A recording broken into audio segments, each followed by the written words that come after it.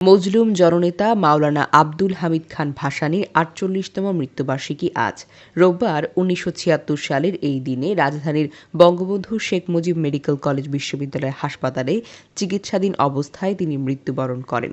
পরে টাঙ্গাইলের সন্ত্রসে তাকে চিরনিদ্রায় শায়িত করা হয়। তার মৃত্যুবার্ষিকী উপলক্ষে ঢাকা বা টাঙ্গাইলের সন্ত্রসে বিভিন্ন কর্মসূচি দেওয়া হয়েছে।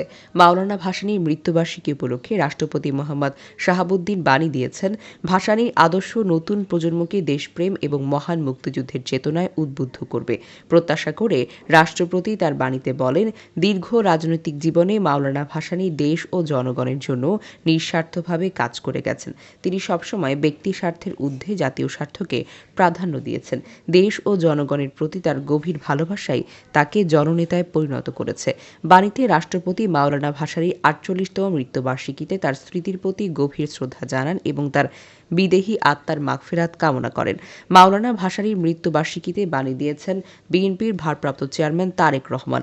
লন্ডন থেকে সংবাদ মাধ্যমে পাঠানো বাণীতে তিনি বলেন, মাওলানা ভাসানীর অবস্থা ছিল শোষণের বিরুদ্ধে এবং শোষিতদের পক্ষে।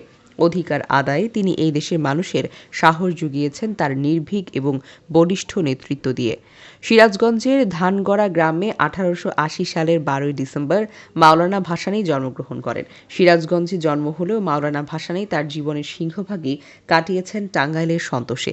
তিনি কৈশোর যৌবন থেকে রাজনীতির সঙ্গে জড়িত ছিল। বাংলাদেশের স্বাধীনতা যুদ্ধের সময় তিনি প্রবাসী সরকারের উপদেষ্টা ছিলেন।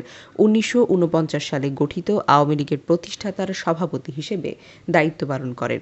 ১৯৫৭ সালের ২৪শে জুন ভাসানীর সঙ্গে আওয়ামী লীগের সম্পর্কের স্থায়ী বিচ্ছেদ ঘটে।